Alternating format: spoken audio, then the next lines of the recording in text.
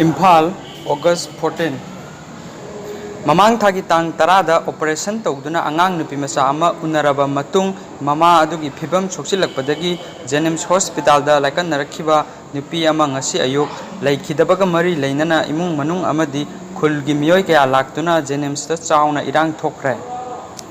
Irang adubu laksin naba honabada police na tear gas amadi lathi charge na singba chathabada miyoi nipan choktuna laikan nakre.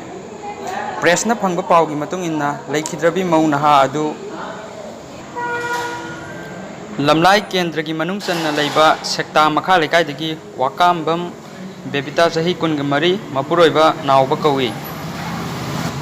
imung manung na phongdorak pagi matung inna bebita handak pokhiba machanupi asi tharaga macha ani sure sahi asi gi jun gi tang nipan da angang unabagi da hospital asida admit tawbaga loinana jun 12 da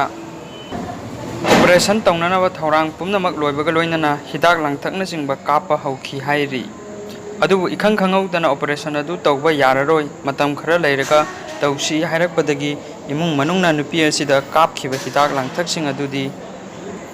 karisu tawroidra haina hangbada nurse singna karisu tawroi haibadagi yumda halakhi July 9 da amuk admit tawduna July 10 da operation tawduna machanupi ama phangjakhi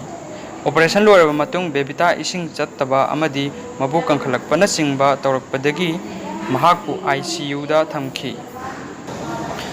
doctor singna mahak kidney fail oire haibaga loinana dialysis na singba tawduna laikan narakhi mahaki phibam khara kangkhalakpadagi amuk water puthoktuna makha tana layang lakhi adubu ikui kuidana amuk obana singba tawrakpadagi ICU da thamki Doctor Singna mahak lungs ningthina function tawdre hairakhi imung manungna laikhidrabi mau Naha asi hospital na section ba ward padagi thokhibani haina phungdorakpaga loinana misigi matangda JAC amasu semki bebita laikhidre haiba paw tabadagi yamlaba miyam ayuki pung nipan khara helakpa aduaida Jnims hospital da thomjilakhi miyam adu police na Jnims main gate lonsinduna makhatana changhankhide irang chawthorakpadagi police na tear gas amadi lathi charge lathi na chingba chathabada miyoi nipan asokapan nangkhi